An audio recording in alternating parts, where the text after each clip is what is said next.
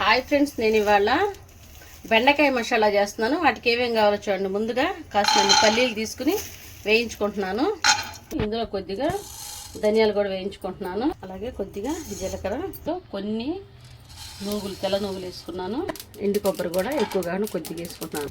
ఈ ఎండు మిరపకాయలు కూడా వేసేసుకుంటున్నాను. మెత్తగా మిక్సీ పెట్టుకోవాలి.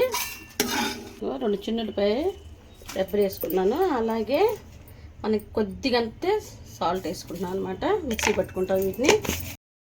మసాలా అయితే ఇలా మిక్సీ పెట్టేసాను అనమాట. దీన్ని బెండకాయల్లో ఇలా పెట్టుకోవాలి ఫ్రెండ్స్.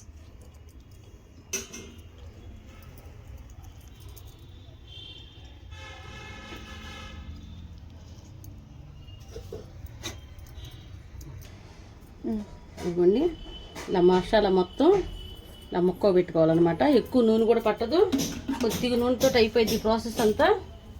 పిల్లలు కూడా చాలా ఇష్టపడి తింటారు. ఓకే ఫ్రెండ్స్, ఆయిల్ అయితే వీటెక్కిన తర్వాత ఇలా పెట్టుకోవాలి.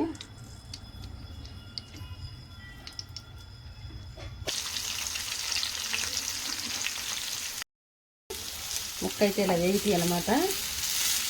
మసాలా కూడా చక్కగా వేగిపోతుంది, చాలా టేస్టీగా ఉంటుంది. ఓకే ఫ్రెండ్స్, బెండకాయలు అయితే వేగిపోయినాయి అనమాట. ఇప్పుడు వీటిల్లో పైన ఉన్న మసాలా కూడా వేసేస్తున్నాను అనమాట. చాలా చాలా టేస్టీగా ఉంటుంది. పిల్లలు కూడా చాలా ఇష్టంగా తింటారు అనమాట.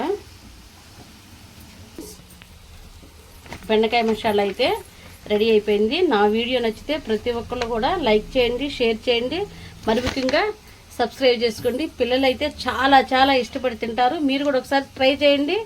ఎలా వచ్చిందో నాకు కామెంట్ చేయండి. Okay, bye.